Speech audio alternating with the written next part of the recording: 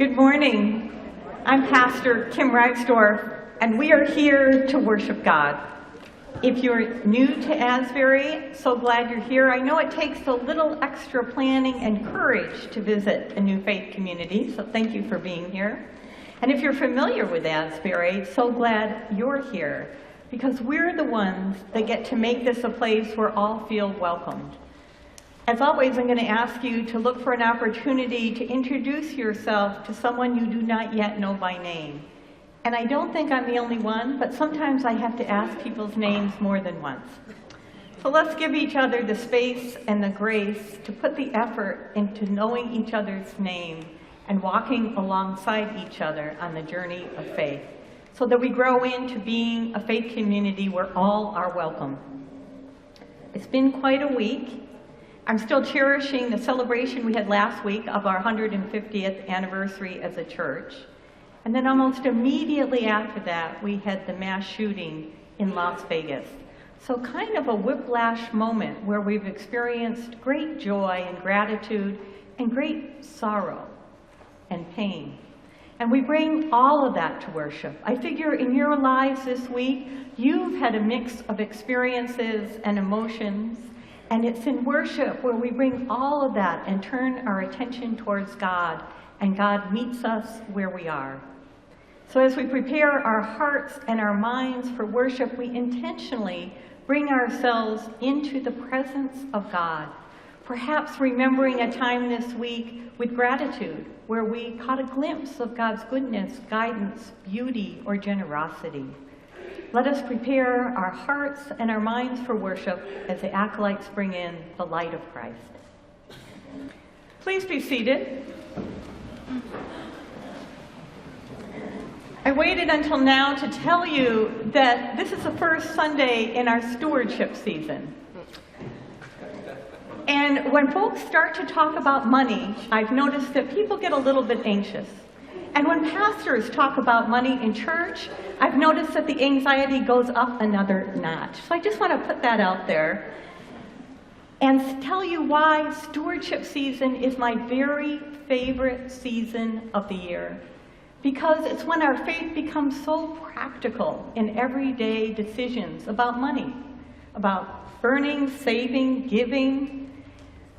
It is the time when we ask the questions about how is God, gently reminding us that what we have can be ours to give, as we not only meet responsibilities, but as we listen to what God is telling us that reduces our anxiety about money, as we experience the joy of generosity. And yes, we will be asking in a couple weeks for an intentional pledge, a way to give to support the outreach and ministries of this church, so thank you in advance. And we will not use manipulation or guilt or shame to move you to that place. So can we all just relax into this stewardship season? And in a stewardship season, one of the best companions to have is the Gospel of Luke. Because it is in that gospel where Luke reminds us again and again, we are more than our possessions. And we can experience that freedom right now. Here now excerpts from Luke chapter 12.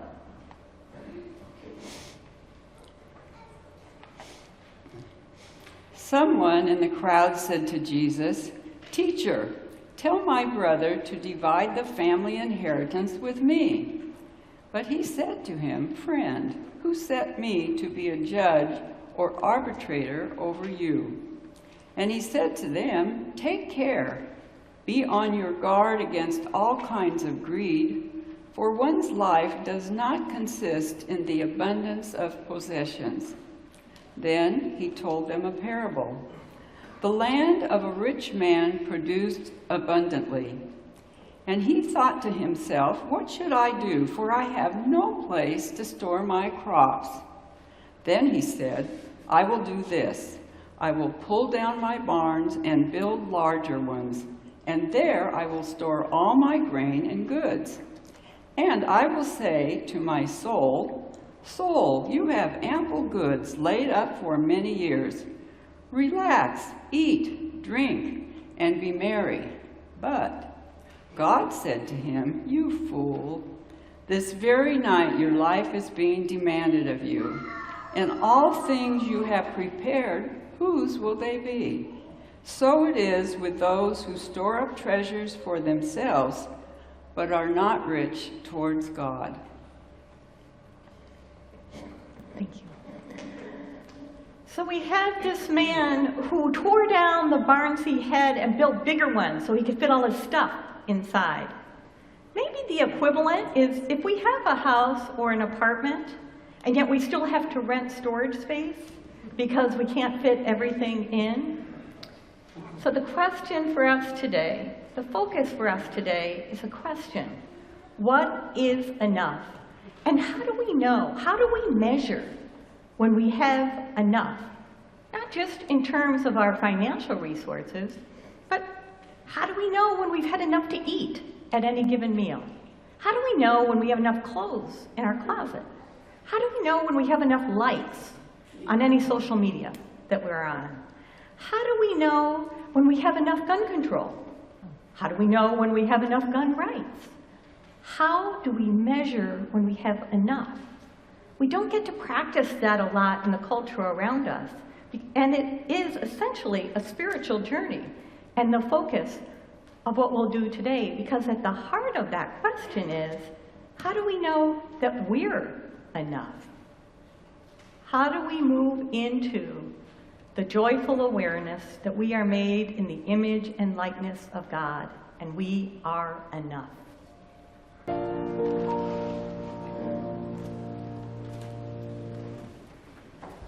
Please join me in a moment of prayer. Let us fall silent together in the presence of God, knowing we are always in God's presence, and we're willing to become newly aware of it in these moments. Amen.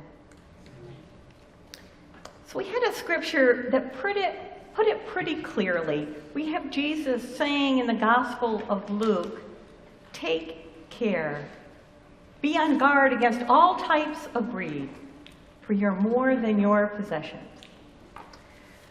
You know, I've tried to find an escape clause in that passage. I've tried to wiggle away to make it a little less demanding, but I can think of no way to read this passage that doesn't ask us to change how we live and our relationship with our possessions.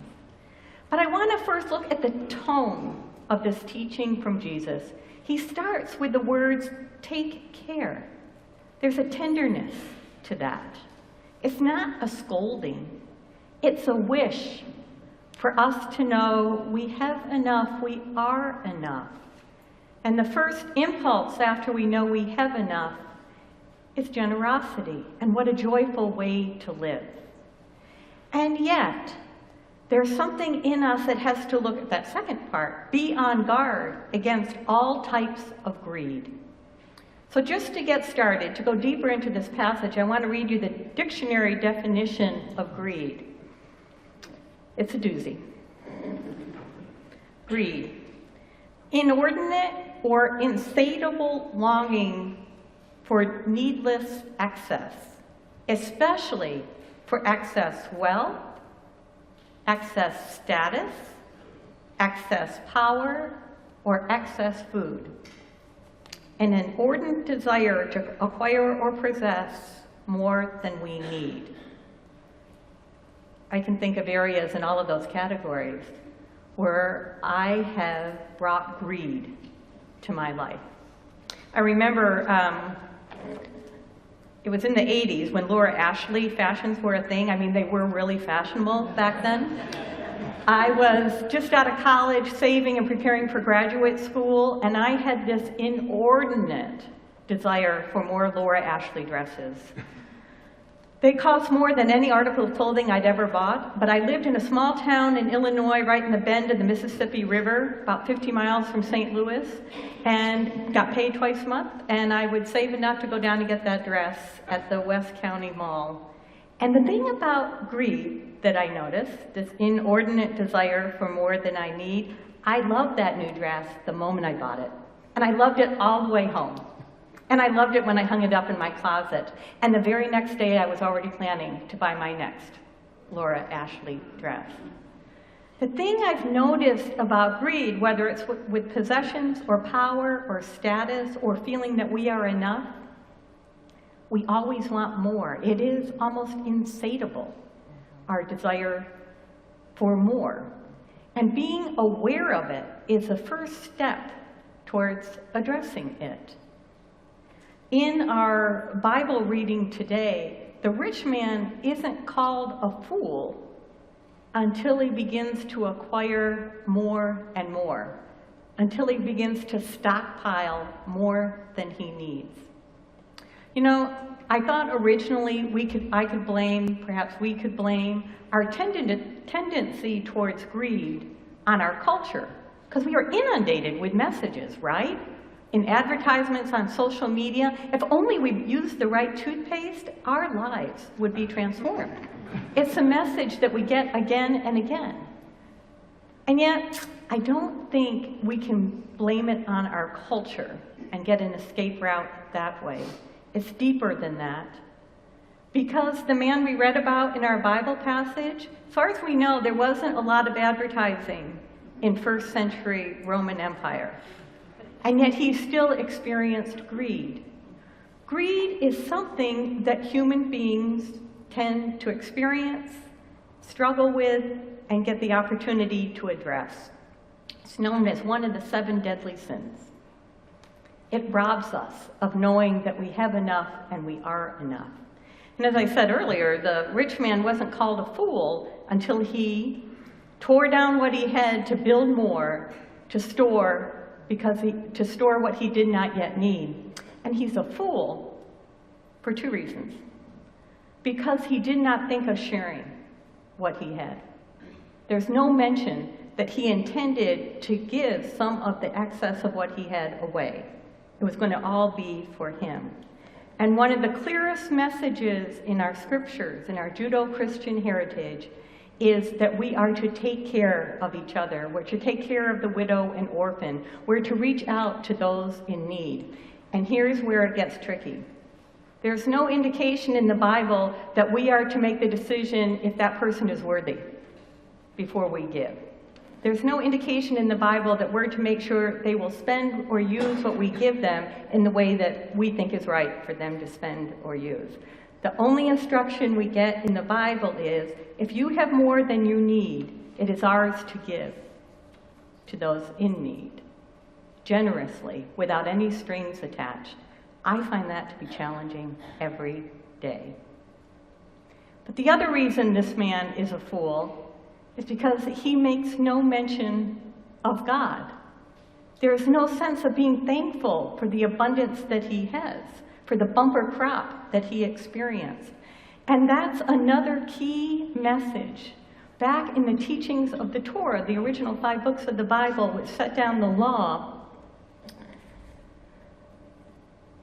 and this comes from Deuteronomy, and I wonder if the first hearers of this story might have recognized this passage. I know that anyone in Disciple Bible class will recognize this passage from Deuteronomy chapter 8. Remember, the Lord is your God, for it is He who gives you power to get wealth. That God is behind the bounty that we might experience, the goods that we have, the resources that are ours to use. And so the problem isn't wealth itself. It is making wealth our primary goal. When our primary goal is to thank God, to live lives of thanksgiving, to practice the presence of God in whatever we're doing. And that's the way we shall overcome that tendency towards greed. May it be so for us. I think that might be my new favorite anthem, because it offers that hope. We shall overcome someday. Whether it be greed that we struggle with, or the burden of grief, or change, or transition, or fear, we live with the hope, the awareness that we shall overcome someday. And the good news is, when it comes to overcoming greed, we don't have to do it alone.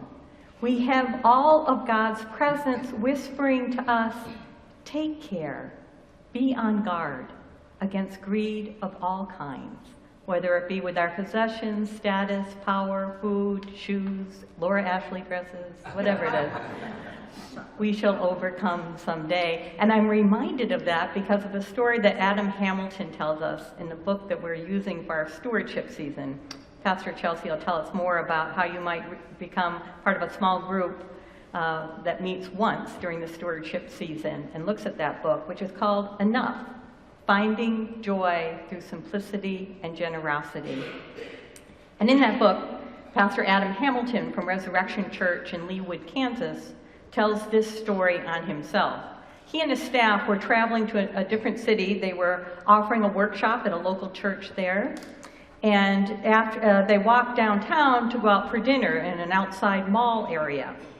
And they walked by an Apple store, and the new iPhone had just come out. Now, Adam had always wanted an iPhone. I mean, in that inordinate, insatiable way, he wanted an iPhone. And he already had a phone. In fact, the phone that he had was almost brand new because his original phone had broken, and because of the insurance he carried, he got a new one about 4 months before he saw the new iPhone. So he had a new phone.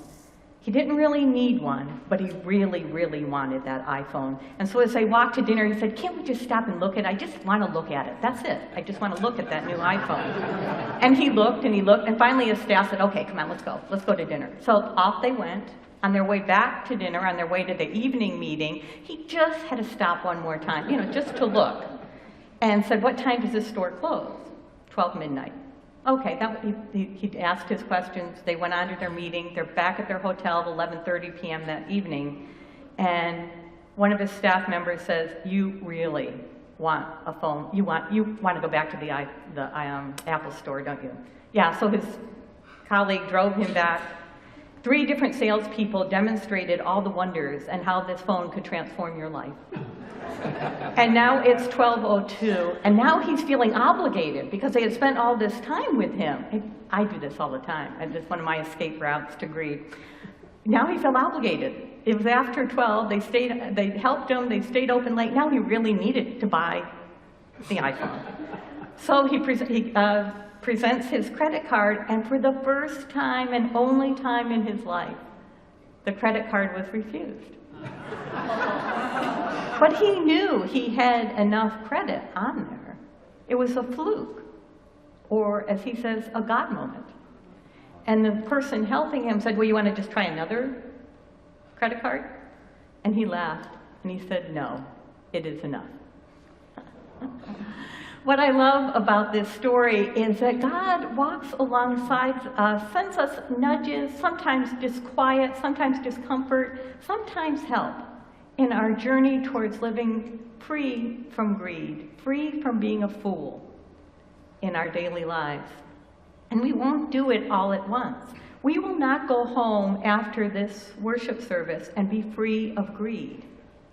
But we will show up willing to be aware, willing to carry that Bible verse with us.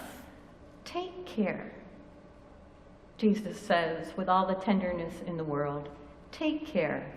Be on guard against all types of greed, because your life is more than your possessions, your power, your status, your income. Live knowing you are enough.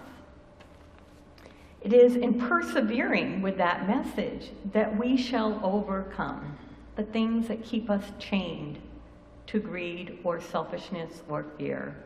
And so that is why in worship we have this ritual, not only in persevering in whatever Bible verse we look at for the focus of worship, but also in lighting our peace candle. We know that peace is something we have to persevere in praying for, and we were newly aware of that this week, our world's need for peace. So every week in worship, we take from the light that was brought in through the light of Christ, and we light the peace candle, a reminder that our prayers are needed and powerful. And along with that, I offer this passage from the book of James. What good is it, my brothers and sisters, if someone claims to have faith but has no deeds? Can such a faith save them? Faith by itself, if it is not accompanied by action, is dead. May our prayers lead to actions that make peace a possibility in our world. May it be so for us.